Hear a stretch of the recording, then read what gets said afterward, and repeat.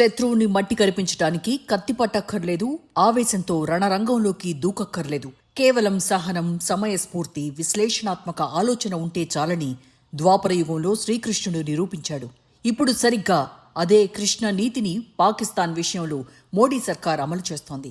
పాకిస్తాన్ రెచ్చగొడుతున్న భారత్ వ్యూహాత్మక మౌనాన్ని పాటిస్తోంది. శత్రువు బలగం ఎంతో, బలం ఏంటో, బలహీనత ఎక్కడుందో క్షుణ్ణంగా విశ్లేషిస్తోంది.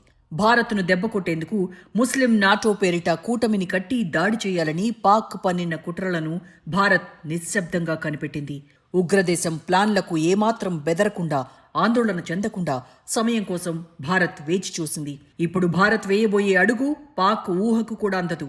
ఆయుధాల మోత లేకుండానే పాక్ ఆర్థిక దౌత్య పునాదులు కదిలిపోయేలా సైలెంట్ సర్జికల్ స్ట్రైక్ చేయబోతోంది.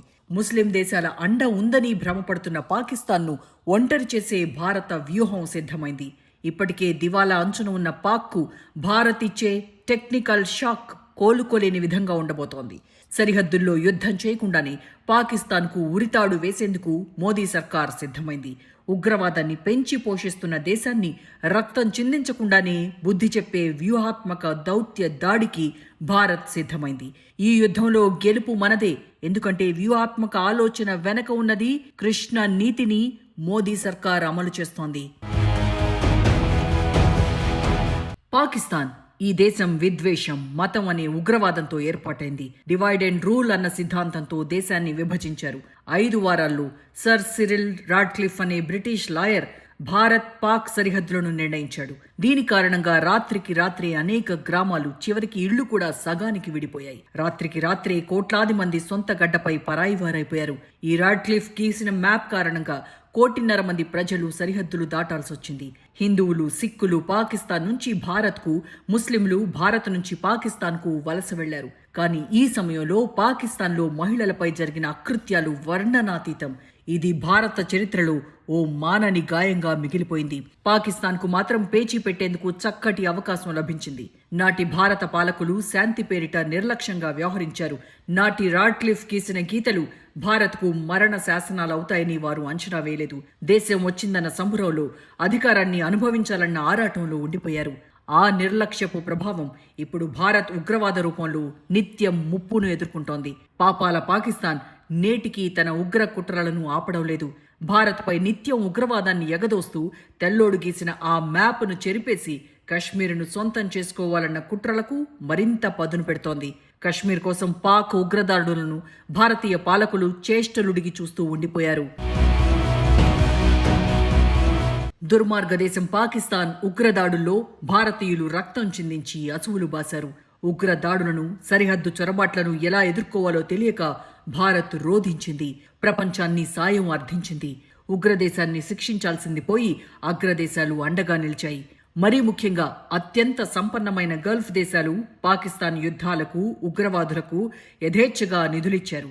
పవిత్ర యుద్ధం జిహాద్ పేరిట పాకిస్తాన్ చేస్తున్న ఉగ్రవాదానికి పరోక్షంగా సాయం అందించారు.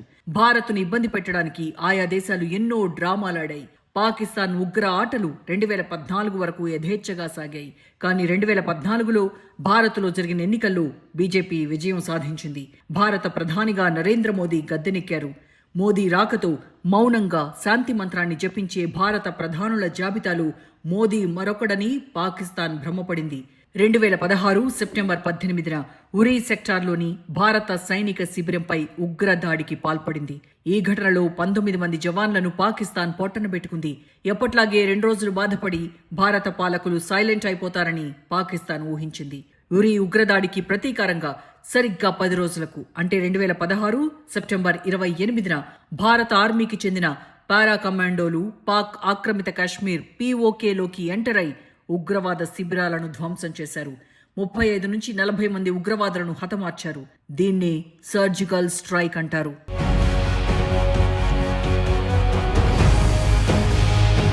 నిజంగా పాకిస్తాన్ తెలివైన దేశమైతే భారత్ సర్జికల్ స్ట్రైక్ తర్వాత వ్యూహం మార్చాలి. ఉగ్రదేశానికి మెదడు మోకాళ్లలో ఉంది.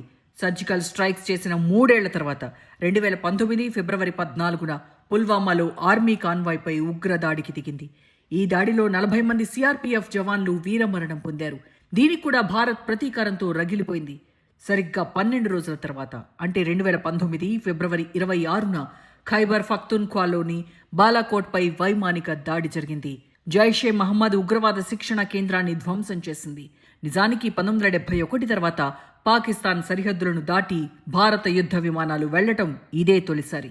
ఈ 2 దాడులతో భారత్ వ్యూహం మార్చిందని పాకిస్తాన్కు అర్థం కాలేదు. గతంలో ఉండే రక్షణాత్మక ధోరణిని వీడి అవసరమైతే ఎదురుదాడి చేయగలమని భారత్ నిరూపించింది. అప్పటి వరకు భారత్ యుద్ధానికి దిగదని పాకిస్తాన్ అనుకుంది. భారత్ గోప్యత, పక్కా ప్లానింగ్ ప్రపంచ రక్షణ రంగ నిపుణులను సైతం ఆశ్చర్యపరిచాయి. పాకిస్తాన్ మాత్రం తన పాత కుట్రలను, పాత ఉగ్రవాదాన్ని వదలలేదు. కశ్మీర్ను సొంతం చేసుకోవాలంటే అదే ముఖ్యమని భావించింది. ఈసారి 2025 ఏప్రిల్లో పహల్గాంలో ఉగ్రదాడి చేసింది. ఈ దాడిలో 26 మంది అమాయక పౌరుల ప్రాణాలను బలిగొంది. ప్రతీకారంగా 2025 మే 7న పాక్పై భారత్ భారీ వైమానిక దాడికి దిగింది. సరిహద్దు ప్రాంతాల్లోని ఉగ్ర శిబిరాలను తునాతునకలు చేసింది. భారత్ ఆపరేషన్ సింధూర్ దెబ్బతో పాకిస్తాన్కు ఫ్యూజ్లు ఎగిరిపోయాయి.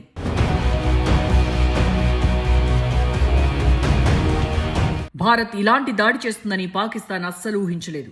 ఈ దాడితో పాకిస్తాన్కు ఓ స్పష్టత వచ్చింది. భారత్పై ఉగ్రదాడి చేసినా, చొరబాట్లకు యత్నించినా ఎదురుదాడి తీవ్రంగా ఉంటుందని క్లియర్గా అర్థమైంది. అంతేకాదు, పహల్గాం ఉగ్రదాడి తర్వాత సింధు జలాల పంపిణీపై చేసుకున్న ఇండస్ వాటర్ ట్రీటీని తాత్కాలికంగా మోదీ సర్కార్ రద్దు చేసింది. దీంతో పాకిస్తాన్కు కళ్లు తిరిగి పడిపోయినంత పనైంది. సింధు జలాల ఒప్పందాన్ని రద్దు చేస్తే పాకిస్తాన్ ఎడారిగా మారటం ఖాయం. ఆ ఒప్పందం రద్దు చేయడమే కాదు, సింధు ఉపనదులపై భారీగా డ్యాంలను కట్టేందుకు భారత్ సిద్ధమైంది. తాజాగా చినాబ్ నదిపై సావల్కోట్ ప్రాజెక్టు నిర్మాణానికి సర్వం సిద్ధం చేసింది. ఇక్కడితోనైనా పాకిస్తాన్ బుద్ధిగా ఉంటే పర్లేదు, కానీ ఆ దేశం కశ్మీర్పై ఆశలు వదులుకోలేదు. పైగా వ్యూహం మార్చేసింది. తనకు ఇన్నాళ్లు అండగా ఉండి నిధులు అందించిన మిత్ర దేశాలను తనకు రక్షణ కోటగా నిర్మించుకోవాలని పాకిస్తాన్ ప్లాన్ వేసింది. అందులో భాగంగానే ముస్లిం నాటోను తెరపైకి తెచ్చింది. 2025లో ముందుగా సౌదీ అరేబియాతో పాకిస్తాన్ తన ప్లాన్ను మొదలుపెట్టింది. 2025 సెప్టెంబర్ 17న Saudi Arabia crown prince Mohammed bin సల్మాన్తో స్ట్రాటజిక్ మ్యూచువల్ డిఫెన్స్ అగ్రిమెంట్ కుదుర్చుకుంది. నిజానికి ఇది అత్యంత కీలకమైన ఒప్పందం. ఎందుకంటే ఒక దేశంపై జరిగిన దాడిని 2 దేశాలపై జరిగినట్టుగా భావించే డీల్ ఇది. అంటే శత్రువు ఎవరైనా 2 దేశాలు కలిసి పోరాడతాయన్నమాట.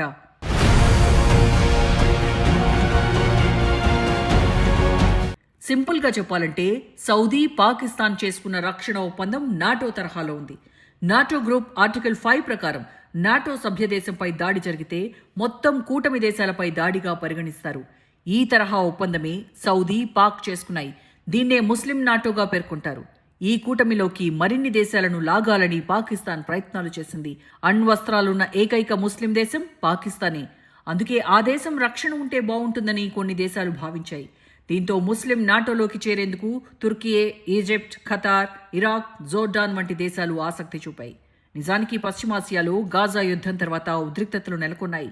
ఎప్పుడు ఏ దేశంపై ఇజ్రాయెల్ దాడి చేస్తుందో తెలియని పరిస్థితులు నెలకొన్నాయి. ఇన్నాళ్లు గల్ఫ్ అరబ్ దేశాలు అమెరికా రక్షణ గొడుగులో ఉండేవి. కానీ ఇజ్రాయెల్ విషయానికి వచ్చేసరికి అమెరికా తమకు మద్దతు ఇస్తుందా అన్న సందేహాలు పశ్చిమాసియా ముస్లిం దేశాల్లో మొదలైంది. అందుకే పాకిస్తాన్ ఆధ్వర్యంలోని ముస్లిం నాటో తమకు రక్షణగా మారుతుందని ఆయా దేశాలు భావించాయి. పాకిస్తాన్ వద్ద అణ్వాయుధాలు ఉన్నందున రక్షణ ఒప్పందం కుదుర్చుకుంటే తమకు సేఫ్టీగా ఉంటుందని ప్లాన్ వేశాయి. పాకిస్తాన్ కూడా మరిన్ని దేశాలు ముస్లిం నాటోలోకి చేర్చేందుకు ప్రయత్నాలు మొదలుపెట్టింది.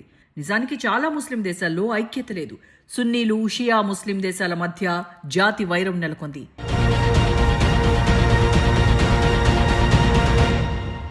ఇరాన్, లెబనాన్, యెమెన్, కువైట్ వంటి షియా వర్గానికి చెందిన ముస్లిం దేశాలు సున్నీ వర్గ ముస్లిం దేశాలతో పొసగడం లేదు.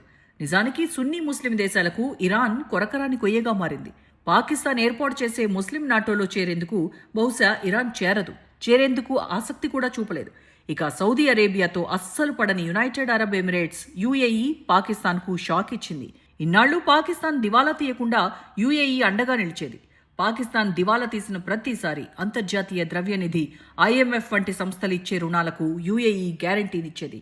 తమ ఇంటర్నేషనల్ ఎయిర్పోర్ట్లను నిర్వహించలేకపోతున్నాము, ఆదుకోండని పాకిస్తాన్ వేడుకుంది. ఎయిర్పోర్ట్ నిర్వహణ బాధ్యతలను కూడా అబుదాబి తీసుకునేందుకు ముందుకొచ్చింది. కానీ ఎప్పుడైతే సౌదీ అరేబియాతో రక్షణ ఒప్పందం కుదుర్చుకుందో యుఏఈ కూడా ప్లాన్ మార్చింది. పాకిస్తాన్ బద్ధ శత్రువు భారత్తో రక్షణ ఒప్పందానికి శ్రీకారం చుట్టింది. పాకిస్తాన్తో ఆర్థిక బంధాన్ని తెంచుకునేందుకు పావులు కదుపుతోంది. ముస్లిం నాటో పేరిట మతపరమైన కూటములను ప్రోత్సహిస్తే ఊరుకునేది లేదని పాకిస్తాన్కు యుఏఈ అధ్యక్షుడు స్పష్టమైన సంకేతాలిచ్చారు. అంతేకాదు ముస్లిం ప్రపంచంలో అత్యంత శక్తివంతమైన నాయకుడిగా పేరున్న యుఏఈ అధ్యక్షుడు Sheikh Mohamed bin Zayed Al Nahyan భారత్లో ఆకస్మికంగా పర్యటించారు. మా ప్రాధాన్యం భారత్కే అని ఎంబీజెడ్ ప్రపంచానికి చాటి చెప్పారు. మోదీ ఎంబీజెడ్ మధ్య ఉన్న సోదర బంధం దౌత్య హద్దులను దాటింది. ప్రోటోకాల్ పక్కన పెట్టి మరీ భారత్ ఈ పర్యటనకు ప్రాధాన్యం ఇచ్చింది. ప్రధాని మోదీ స్వయంగా ఎయిర్పోర్టుకు వెళ్లి ఎంబీజెడ్ను ఆహ్వానించారు. తాము కూడా యుఏఈకి ప్రాధాన్యం ఇస్తున్నామని మోదీ చాటి చెప్పారు. పాకిస్తాన్ ముస్లిం నాటో కలలను కల్లలు చేసేందుకు ఇప్పుడు యుఏఈతో కలిసి మోదీ కొత్త వ్యూహానికి పదును పెట్టాడు. పాకిస్తాన్ బలం అరబ్ దేశాలే. గల్ఫ్ దేశాలందించే ఆర్థిక సాయంతోనే పాకిస్తాన్ రెచ్చిపోతోంది. ఆర్థిక వ్యవస్థను, ప్రజా పాలనను గాలికుదిలేసింది. కశ్మీర్ ఆక్రమణకే ప్రాధాన్యం ఇచ్చింది. నిజానికి పాకిస్తాన్లో వేర్పాటువాదులు రెచ్చిపోతున్నారు. ఉత్తర పాకిస్తాన్లో తెహ్రీకే తాలిబాన్ పాకిస్తాన్ దాడులను ముమ్మరం చేసింది. మరోవైపు దక్షిణ పాకిస్తాన్లో బలూచిస్తాన్ వేర్పాటువాదులు భీకర దాడులు చేశారు. స్వదేశంలో అంతర్యుద్ధం జరుగుతుంటే ఇతర దేశాలను రక్షిస్తానని పాకిస్తాన్ చేస్తున్న ఆర్భాటం ప్రపంచానికి బాగా తెలుసు. నిజానికి పాకిస్తాన్ను నాశనం చేసేందుకు భారత్ ఎలాంటి వ్యూహాలు పన్నాల్సిన అవసరమే లేదు. ధర్మంగా ఉన్న మోదీ సర్కార్ పాక్ పతనానికి ఎలాంటి ప్లాన్స్ వేయటం లేదు. ఎందుకంటే మునిగిపోతున్న నౌకను మరింత ముంచేయడానికి ఎవరూ ప్రయత్నించరు. పాకిస్తాన్ ఇప్పటికే ఆర్థికంగా దెబ్బతింది. ఇన్నాళ్లు ఆ దేశం దివాలా తీయకుండా యుఏఈ, సౌదీ అరేబియా దేశాలు కనీస నిల్వలు పాకిస్తాన్ రిజర్వ్స్లో ఉంచాయి. దీంతో పాక్ ఎలాగోలా నెట్టుకొస్తోంది. నిజంగా పాకిస్తాన్ను నాశనం చేయాలనుకుంటే భారత్కు అది చిటికలో పని. పామును చంపడం కాదు, పాము కోరలను పీకేయాలన్నది భారత లక్ష్యం. అందుకే పాకిస్తాన్ ఉగ్ర విషపు కుట్రలను అడ్డుకోవడానికి మోదీ కొత్త ప్లాన్ వేశాడు. పాక్ కోరలు పీకేందుకు ఇజ్రాయెల్ కటింగ్ ప్లేయర్ను వాడేందుకు సిద్ధమయ్యాడు. ఫిబ్రవరి 25, 26 తేదీల్లో ఇజ్రాయెల్ను సందర్శించేందుకు మోదీ సిద్ధమైనట్టు నివేదికలు వెల్లడిస్తున్నాయి. ఈ విషయాన్ని ఇజ్రాయెల్ ప్రధానమంత్రి బెంజమిన్ నెతన్యాహు ఓ సదస్సులో స్వయంగా వెల్లడించారు. అంతేకాదు ఇజ్రాయెల్ పార్లమెంటును ఉద్దేశించి మోదీ ప్రసంగించనున్నట్టు నెతన్యాహు తెలిపారు. భారత్ సాదాసీదా దేశం కాదని, 140 కోట్ల మంది ప్రజలున్న శక్తివంతమైన దేశంగా ఇజ్రాయెల్ ప్రధాని వివరించారు. నిజానికి ప్రస్తుతం ప్రపంచ దేశాలు భారత్ వైపు చూస్తున్నాయి. ప్రపంచంలోని అతిపెద్ద మార్కెట్గా పేరున్న భారత్తో సత్సంబంధాల కోసం పలు దేశాలు యత్నిస్తున్నాయి. అందులో భాగంగా ఇజ్రాయెల్ కూడా భారత్తో బంధాన్ని మరింత పటిష్టం చేసుకునేందుకు ప్రయత్నిస్తోంది. అదే సమయంలో ముస్లిం నాటో ఏర్పడితే భారత్కు ఎంత ప్రమాదకరమో ఇజ్రాయెల్, యుఏఈ దేశాలకు కూడా అంతే డేంజర్. అందుకే ముస్లిం నాటోకు వ్యతిరేకంగా రక్షణ కూటమిని ఏర్పాటు చేసేందుకు భారత్ నడుం బిగించింది. ముస్లిం దేశమైన యుఏఈ, సైప్రస్, గ్రీస్ వంటి దేశాలతో జట్టు కట్టేందుకు సిద్ధమైంది. అయితే గ్రీస్, సైప్రస్కు పాకిస్తాన్, ముస్లిం నాటోకు వైరం ఏంటి? పాకిస్తాన్ కోరుకుంటున్న ముస్లిం నాటోలో చేరాలని టర్కీ బలంగా కోరుకుంటోంది. అయితే టర్కీతో గ్రీస్, సైప్రస్ దేశాలకు శత్రుత్వం ఉంది. అజియన్ సముద్రాన్ని టర్కీ, గ్రీస్ పంచుకుంటున్నాయి. అయితే అజియన్ వనరుల విషయంలో గ్రీస్తో టర్కీయే ఘర్షణకు దిగుతోంది. అజియన్ సముద్రంలో తరచూ ఇరు దేశాల మధ్య ఉద్రిక్తతలు నెలకొంటున్నాయి. 2020లో ఇరు దేశాల మధ్య ఉద్రిక్తతలు తీవ్ర స్థాయికి చేరాయి. సముద్రంలో టర్కిష్, గ్రీస్ షిప్లు పోరాటానికి దిగాయి. అంకారా, అథెన్స్ మధ్య పచ్చగడ్డి వేస్తే భగ్గుమనే పరిస్థితులు నెలకొన్నాయి. ఈ నేపథ్యంలో టర్కీ శత్రువైన భారత్తో కలిసేందుకు గ్రీస్ సై అంటోంది. మధ్యధరా సముద్రంలో ఉన్న ఈ ద్వీపదేశం సైప్రస్. ఈ ద్వీపదేశం 2 పార్టులుగా విడిపోయింది. ఉత్తర ప్రాంతాన్ని 1974లో టర్కీ ఆక్రమించుకుంది. కానీ దాన్ని ప్రపంచం గుర్తించడం లేదు. అయితే టర్కీ ఆధ్వర్యంలోని ఉత్తర ప్రాంతం, మిగిలిన సైప్రస్కు మధ్య రేఖను గ్రీన్ లైన్గా పేర్కొంటారు. ఈ గ్రీన్ లైన్ సమీపంలోకి ఏ దేశం వెళ్లినా టర్కీ ఆగ్రహం వ్యక్తం చేస్తుంది. 2025 జనవరిలో గ్రీన్ లైన్ ప్రాంతాన్ని సందర్శించి టర్కీకి మోదీ షాక్ ఇచ్చారు. సో పాకిస్తాన్కు, మిత్ర దేశాలకు కలిపి చెక్ పెట్టేందుకు మోదీ వ్యూహం పన్నారు. అందులో భాగంగా యుఏఈ, ఇజ్రాయెల్, సైప్రస్, గ్రీస్ను ఒకే తాటిపైకి తీసుకొస్తున్నారు. అదే జరిగితే పశ్చిమాసియా రాజకీయ సమీకరణలు పూర్తిగా మారనున్నాయి. ప్రస్తుతం మోదీ ఈ కొత్త గ్రూప్ను ప్రొజెక్ట్ చేసే పనిలో పడ్డారు.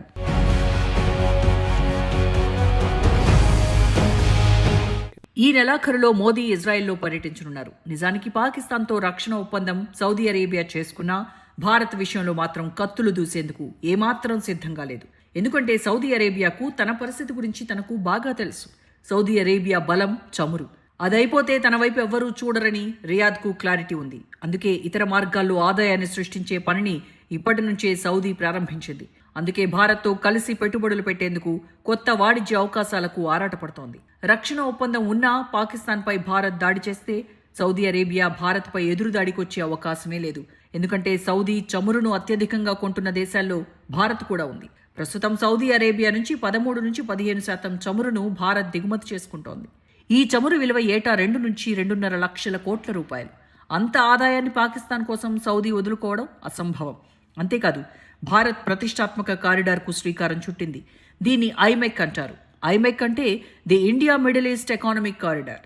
దీని వెనక ఉన్న ప్లాన్ ఏంటంటే భారత్తో యూరోప్కు కొత్త రూటును సృష్టించడమే. భారత్ నుంచి సముద్ర మార్గాలు, రైల్వే లైన్లను ఏకం చేసి యూరప్కు కనెక్ట్ చేస్తుంది. సింపుల్గా చెప్పాలంటే సూయజ్ కెనాల్కు భారత్ ప్రత్యామ్నాయం సృష్టిస్తోంది.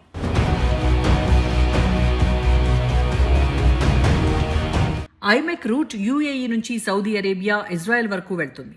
ఆ తర్వాత మధ్యధరా సముద్రంలోని సైప్రస్ మీదుగా గ్రీస్కు చేరుకుంటుంది. ఈ ప్రతిష్టాత్మక ప్రాజెక్టులో భాగం పంచుకుంటున్న సౌదీ పాకిస్తాన్ కోసం భారత్తో కయ్యానికి దిగే ఛాన్సే లేదు. పాకిస్తాన్ కుట్రలకు, కుతంత్రాలకు భారత్ దౌత్యంతో, వాణిజ్యంతో, స్నేహంతో చెక్ పెడుతోంది. తనకు అందే ఆర్థిక సాయాన్ని తనే పాక్ అడ్డుకుంటోంది. మోదీ ఇజ్రాయెల్ పర్యటనలు 2 కీలక అంశాలుంటాయి. ఒకటి పాకిస్తాన్, టర్కీకి చెక్ పెట్టడం, అరబ్ ప్రపంచంతో బంధాన్ని పటిష్టం చేసుకోవడం. నిజానికి చాలా ముస్లిం దేశాలకు టర్కీ అంటే పడదు. అదే భారత్కు ప్లస్ పాయింట్, పాకిస్తాన్కు మైనస్ పాయింట్. ఏ దేశంతో పెట్టుకున్నా పాకిస్తాన్ పరిస్థితి బాగానే ఉండేది. కానీ టర్కీతో స్నేహం చేసి అరబ్ దేశాల స్నేహాన్ని, సాయాన్ని పాకిస్తాన్ కోల్పోతోంది. పాక్ కుయుక్తులను మోదీ ప్రపంచానికి మరింతగా తెలియచేస్తున్నారు. అంతే తప్ప పాకిస్తాన్పై ఎలాంటి దాడులకు, కుట్రలకు ప్లాన్లు వేయడం లేదు. ఇదే మోదీ తంత్రం, మహాభారతంలోని శ్రీకృష్ణుడి మార్గం. ఇదే ఆయుధం పట్టకుండా యుద్ధంలో గెలిచే అసలైన వ్యూహం.